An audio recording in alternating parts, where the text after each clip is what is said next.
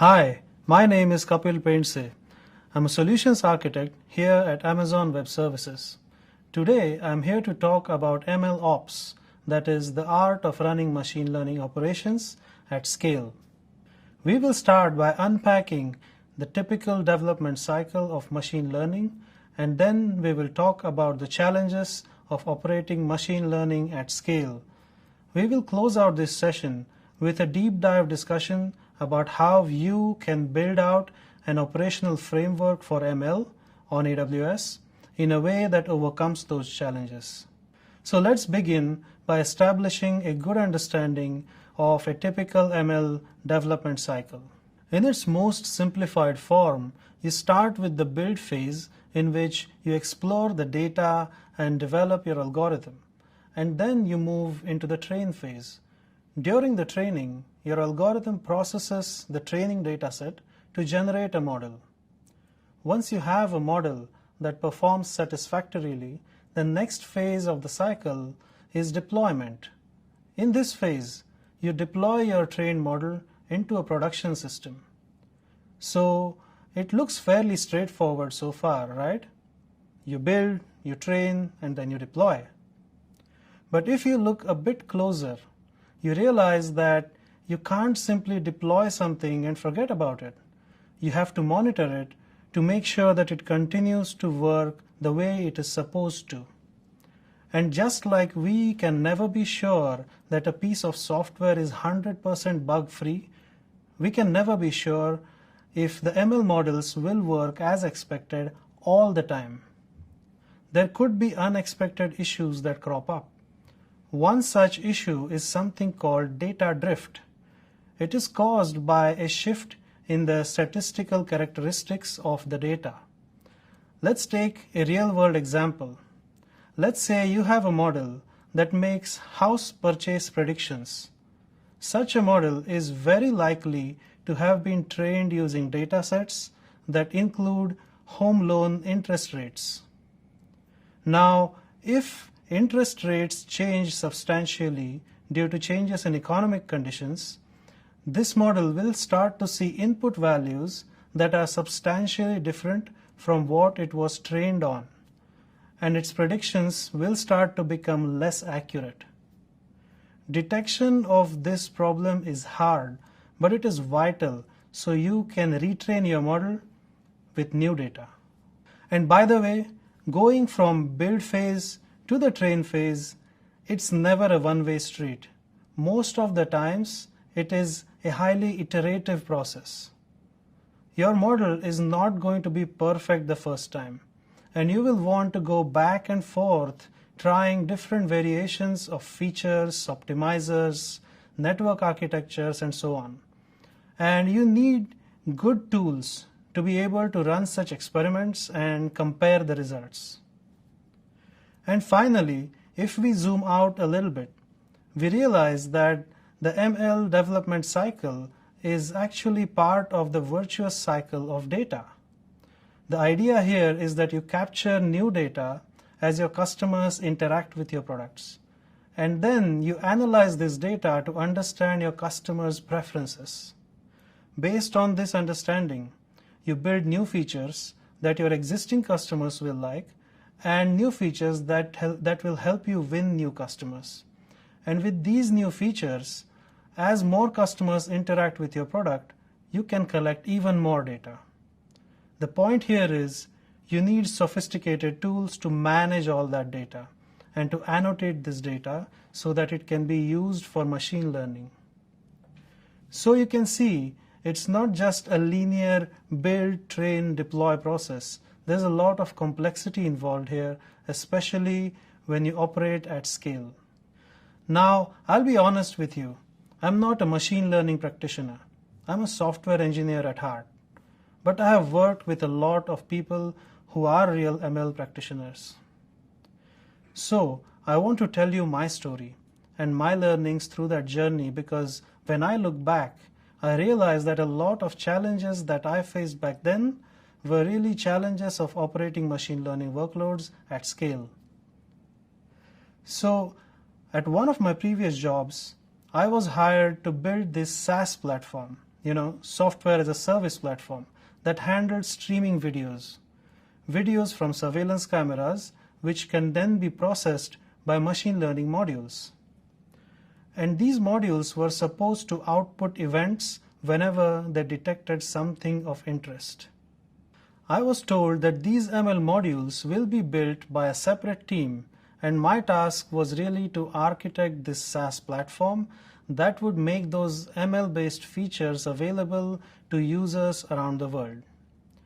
Now, at that point in time, I already had a lot of experience dealing with live video from surveillance cameras, so I said okay. And we went ahead and built an entire SaaS platform for video streaming and video management. But we did that with zero understanding of what it takes for the ML team to build their components. All we knew was that the ML team was going to release their features, and we were supposed to integrate with that. And the integration was of this form. The ML team would basically ship to us an executable file every time they made a new release. It was pretty much a black box for us, and by us I mean my software engineering team. We would simply run this executable file with some command line parameters and listen for its output. This worked in the beginning, but at scale this quickly became a massive problem.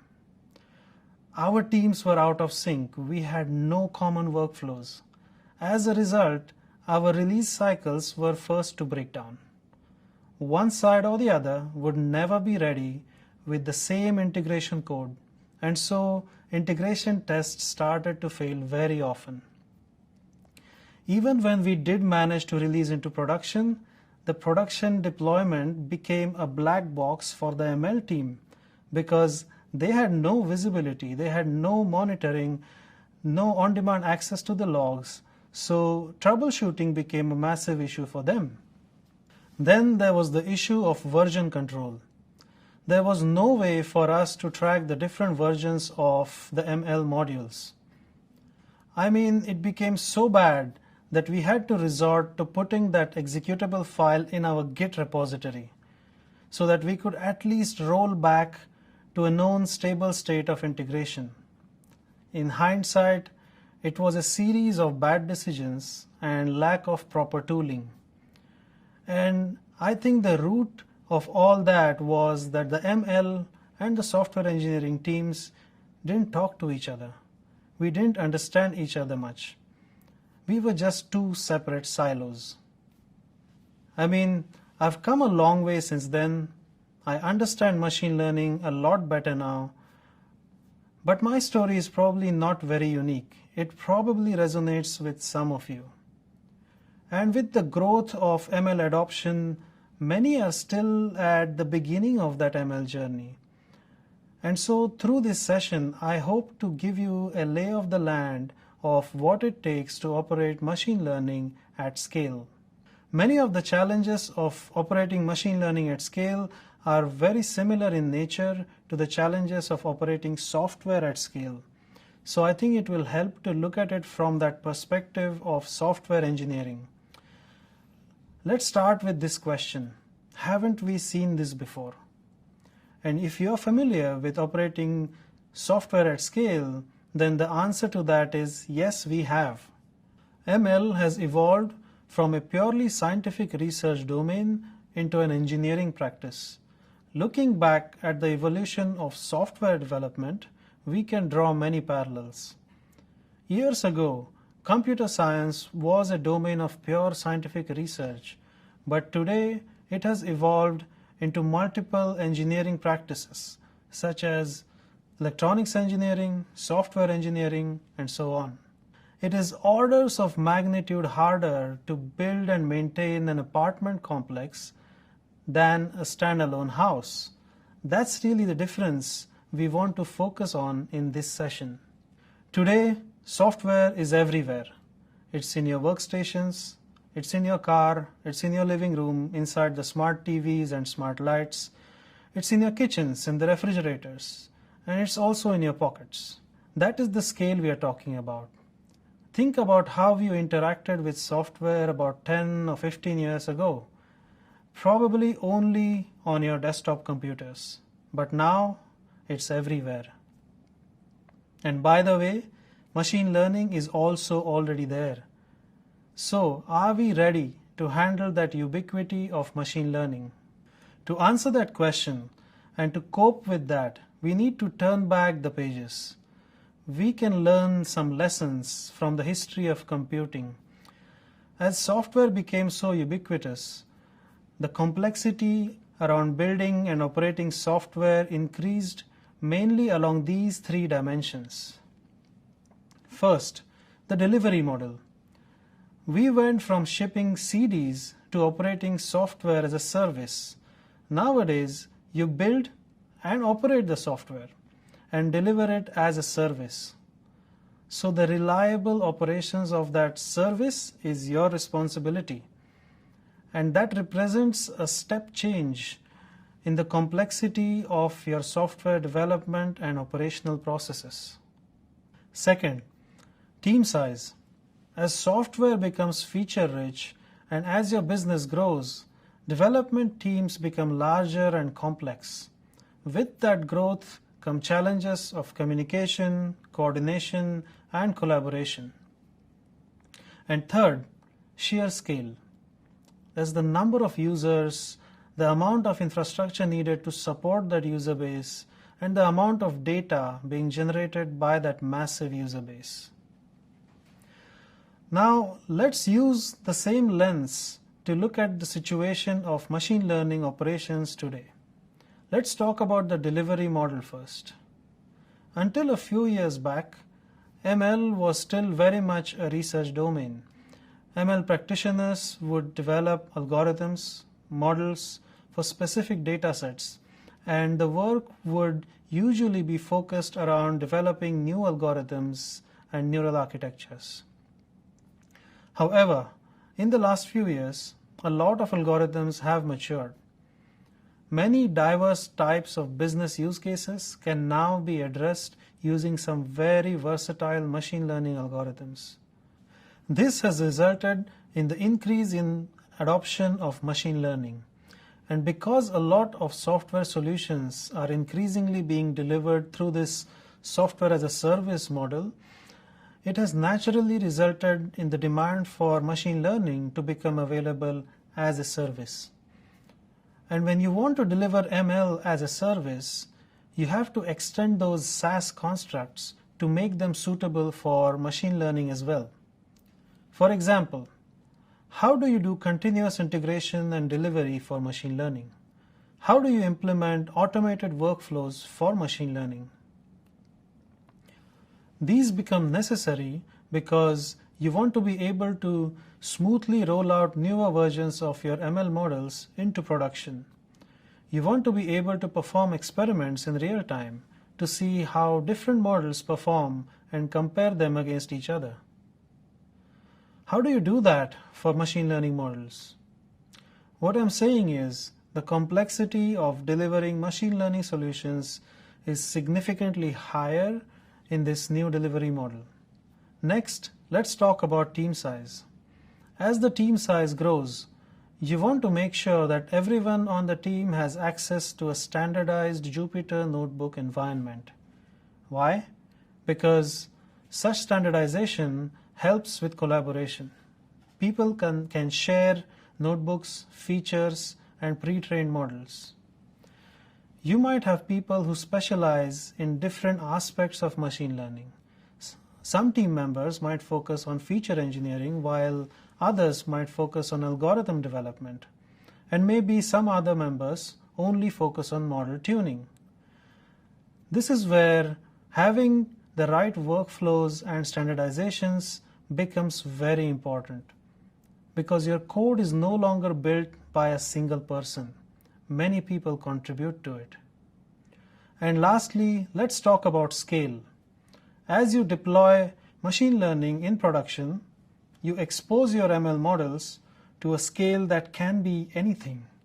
From a handful of users today, you might see a sudden uptick in user acquisition tomorrow due to changing circumstances that are beyond your control.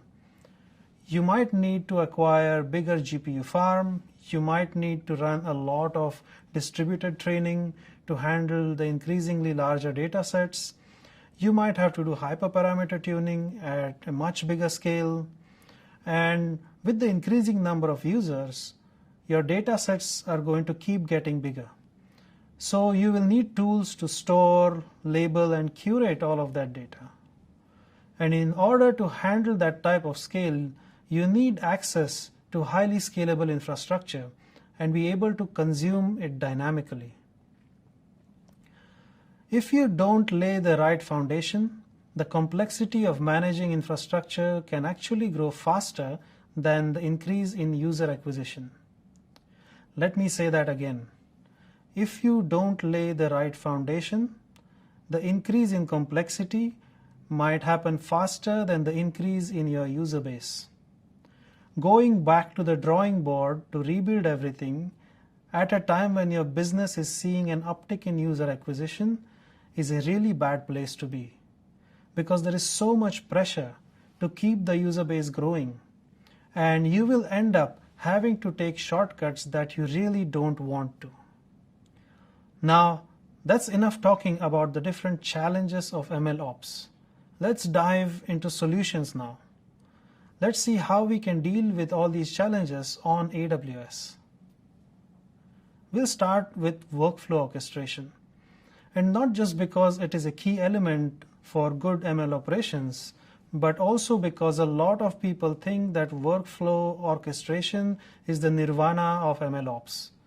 I'm here to bust that myth. I do recognize the importance of having a good workflow orchestration tool, but I see that as the start of a good foundation.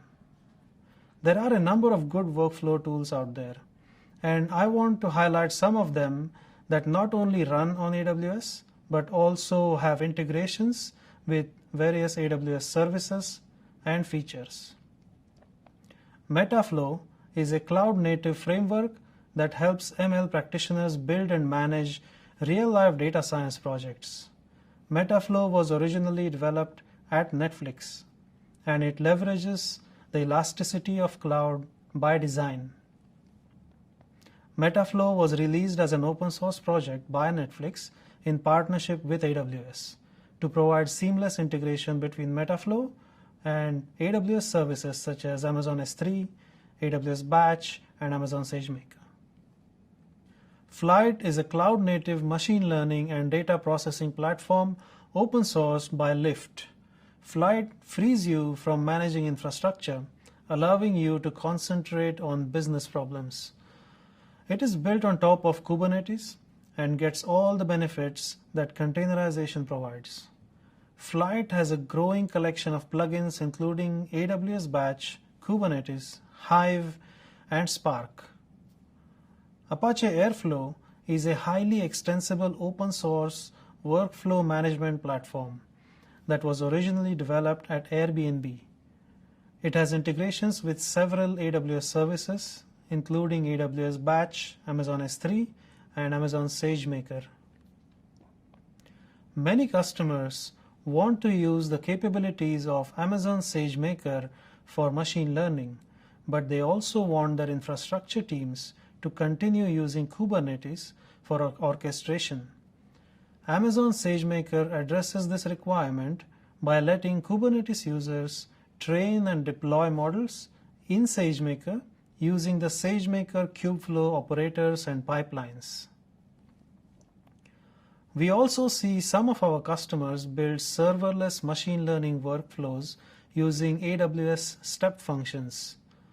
AWS has published an open source SDK for Python that allows you to easily create workflows.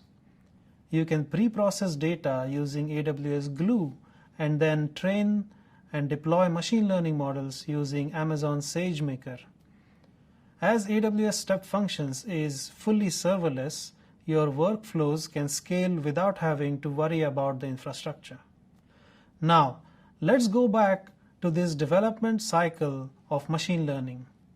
This is a generalized view and you will have your own workflow that might differ from this, but the main phases will be pretty much the same. On AWS, there are tools within the Amazon SageMaker ecosystem that address each of these phases. Let's take a look. We'll start with the build phase. This is where you normally start a new project. In the build phase, you will want to analyze your datasets, figure out which features, algorithms, neural architectures work best for your particular use case. So to help with that, you can use Amazon SageMaker notebooks. These are hosted Jupyter notebooks that are available as part of Amazon SageMaker Studio, an integrated development environment for machine learning. You can spin up SageMaker notebooks in seconds. They come with several pre-built ML environments that support common packages and frameworks like NumPy, scikit-learn, MXNet, TensorFlow, and PyTorch. These notebooks are great for collaboration as you can share your work with your colleagues with a single click. As we saw earlier, the build phase is never a one-off activity. Machine learning practitioners have to explore the data and try many variations of features, algorithms, parameters, and neural architectures to find the combination that makes sense. And to help with this experimentation and comparison, you can use Amazon SageMaker Experiments. SageMaker Experiments helps you track your experiments by capturing all the parameters, metrics, models, and other metadata that went into building each experiment. It helps you organize your experiments and trials so that you can compare them and evaluate them side by side. Sometimes, when you are building ML solutions, it's important to be able to go from 0 to 1 quickly. To help with this, you can use Amazon SageMaker Autopilot. Autopilot is an AutoML feature of SageMaker that supports regression and classification. You can bring your data in a tabular format, like a CSV file, and you can tell Autopilot to create a model that can predict the values of a particular column in your data. Autopilot automatically runs several training trials on your behalf. Once the process is complete, you can view the performance of each trial and you can select the one that you want to use. Autopilot is not a black box. For each trial, you can access the generated model and its source code as a Jupyter notebook. This is powerful because it lets your ML practitioners go from data to a decently performing model fairly quickly, and then they can focus their efforts on further fine-tuning of those models by modifying the source code. Now let's move to the train phase. You can run small training experiments on a local environment, but when you're dealing with large data sets or algorithms that require access to resources like GPU farms, SageMaker Training Jobs is the right tool to use. All you have to do is bring your datasets, set up some training parameters, specify an infrastructure configuration, and optionally provide your own training algorithm. By infrastructure configuration, I mean the type of instances to run the training job on and the number of such instances to distribute the job across. SageMaker takes care of starting those instances, bootstraps them with the right software dependencies, and makes your datasets available on those instances. And then it executes your training algorithms. Did you notice that I said you can optionally provide training algorithm? Well, it's optional because Amazon SageMaker provides several built-in algorithms, including XGBoost, random cut forest, k-means, image classification, object detection, blazing text, and so on. Amazon SageMaker also supports automatic model tuning, also known as hyperparameter tuning. Hyperparameter tuning finds the best version of a model by running many training jobs on your dataset with different hyperparameter values. To search the hyperparameter space, Amazon SageMaker hyperparameter tuning supports two strategies: random search and Bayesian search. Next, let's talk about a new feature called SageMaker Debugger. It is a new capability of SageMaker that automatically identifies complex issues if they develop during your ML training jobs.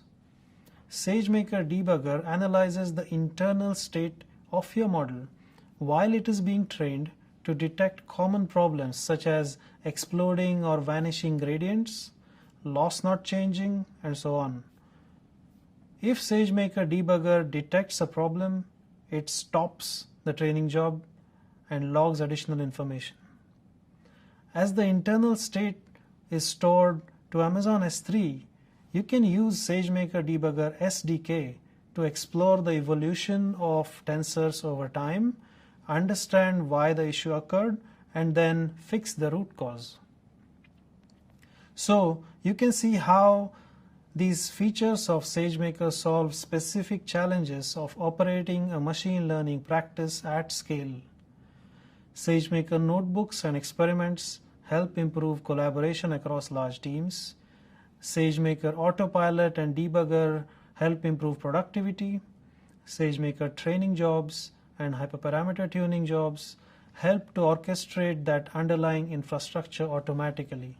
Next, let's look at the deploy phase, and let's see how Amazon SageMaker helps with that challenge of deploying machine learning models at scale. Once you have trained your model, the model artifacts are stored on Amazon S3. To use those models for real-time inference, you need to host them on servers and expose them as API endpoints. To do that, you can use SageMaker Model Hosting Services, specify some configuration parameters such as the location in S3 where your models are stored, as well as type and number of instances you want SageMaker to host your model on. SageMaker Model Hosting Services takes care of doing the rest. It starts the instances, bootstraps them, deploys your model, it creates a load balancer in front of those instances, and it also sets up a scaling policy so that your deployment can scale in response to user traffic.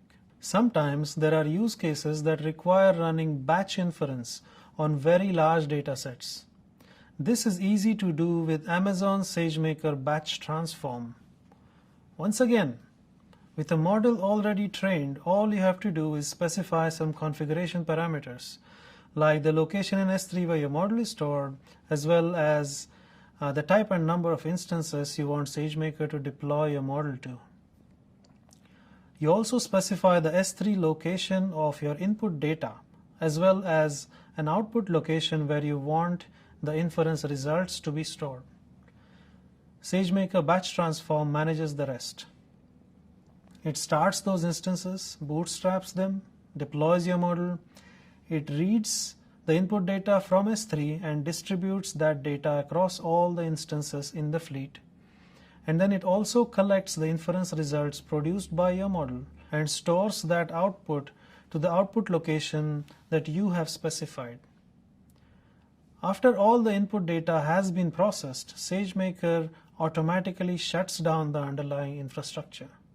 As we saw earlier, once you have deployed your machine learning model in production, you need a way to continuously monitor it so that you can detect issues early.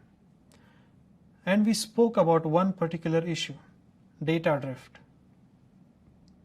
Data drift is a really hard problem to detect because it stems from a gradual shift in the statistical characteristics of the data that you receive. Thankfully, with Amazon SageMaker Model Monitor, you don't have to do it yourself anymore. This capability of SageMaker manages all the statistical analysis and its related infrastructure automatically. SageMaker Model Monitor can support any model hosted with SageMaker Hosting Services. It can detect the occurrence of data drift and send you alerts so that you can take corrective actions quickly. While the ability to monitor deployments is important, it also helps if you can intervene in almost real time if the inference produced by your models is below a certain degree of confidence. Low confidence predictions are not uncommon in machine learning, but if they are exposed to end users, it can lead to fairly poor customer experience. At the AWS reInvent 2019, we announced a new service called Amazon Augmented AI. This service enables human review of machine learning predictions.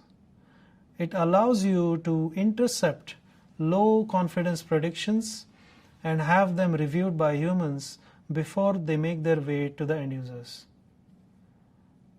With Amazon Augmented AI, you have three options for providing a human workforce.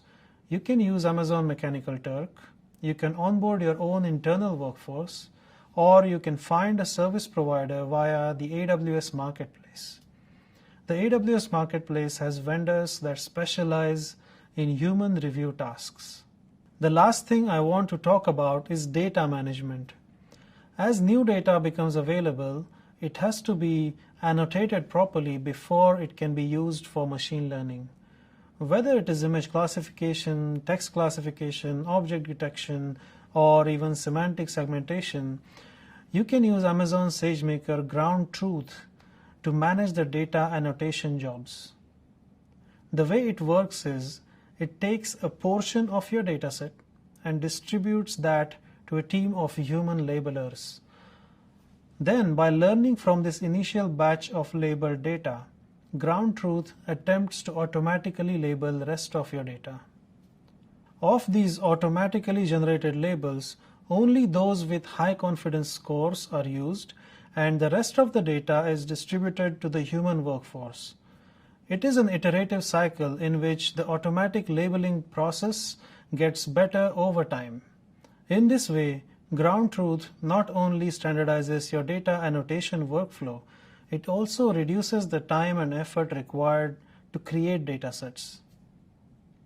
Similar to Amazon Augmented AI, Amazon SageMaker Ground Truth also supports three options in terms of selection of a human workforce. You can onboard your own workforce, you can leverage Amazon Mechanical Turk, or you can contract vendors via the AWS Marketplace. AWS Marketplace has vendors that specialize in data labeling tasks. Beyond data annotation, another important part of preparing datasets for model training is preprocessing of data. Data preprocessing can involve various things like handling null values, standardization of formats, one-hot encoding, and so on. In order to perform this type of data preprocessing, you need to orchestrate infrastructure. This can be complicated if you have very large datasets. To help with that, Amazon SageMaker provides a capability called processing. With the Amazon SageMaker processing job, you package your data processing logic in a container, and SageMaker takes care of executing it on highly scalable infrastructure. It also distributes your data across the fleet of instances and collects the processed data into an output location on S3 that you specify.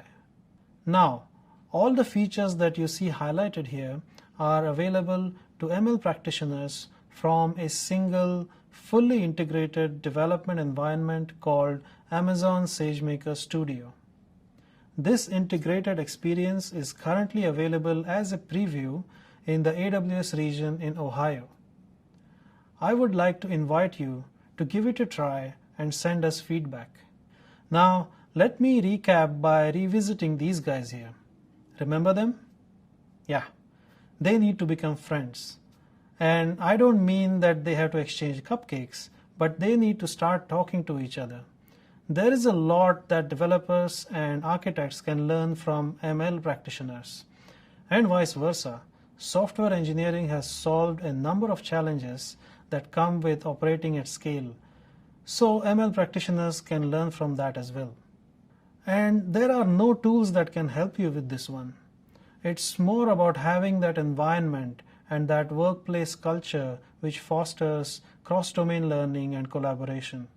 So please remember to invest in creating that environment and break down those silos. And then remember that ML Ops increases in complexity along these three dimensions: team size, delivery model, and scale.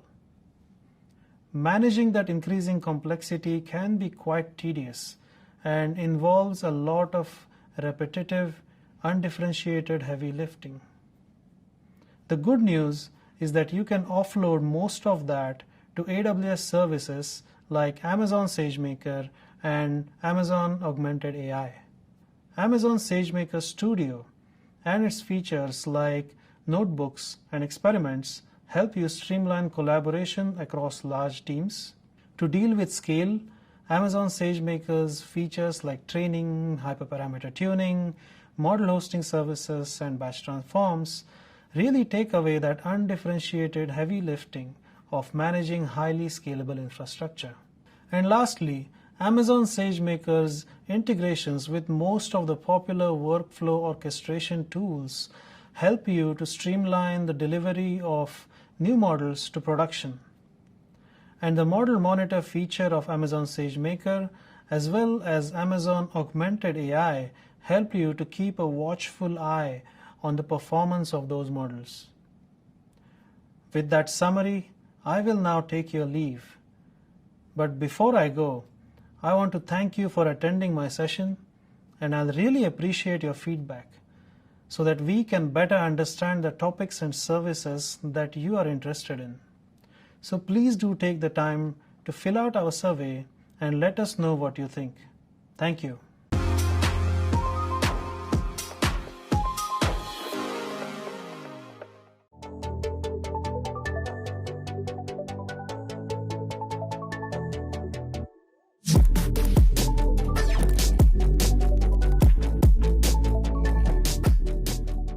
As a solution architect, having an AWS certifications allows me to measure how much I know about AWS solutions. I would recommend the AWS training classes because they are able to offer you information that is direct, comes from AWS platform themselves.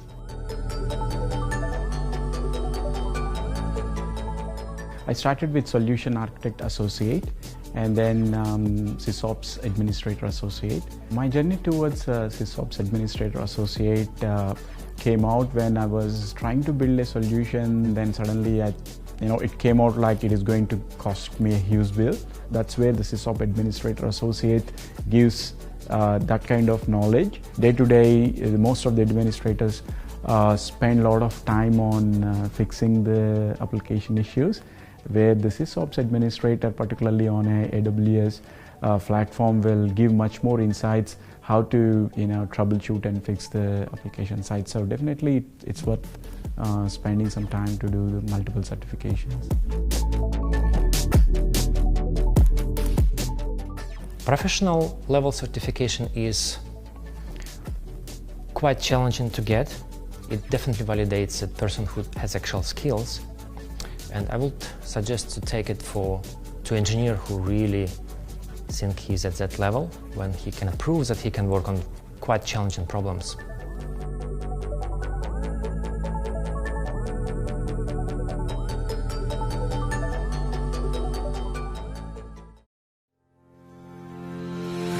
My name is Kla Tangsuwan. I'm the CEO of Whiteside. My name is Nick Polapi Jenjat, and I'm the CTO of Whiteside. Whiteside is a social marketing intelligence and research company. We have been working for this for 5 years. We are around 200 people working across multiple countries in Southeast Asia, mainly Thailand and Malaysia. We collect public consumer voices from social media and also other sources. After that, we process them and deliver as a comprehensive intelligence and insight through both of our services, which is software as a service and full research services to our client to help them make a better decision.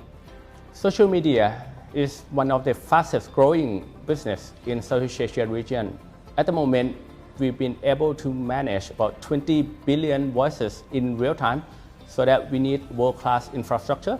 With AWS, we've been able to manage all of that with ease of scaling and also with stability, so that we can spend more time on other matters.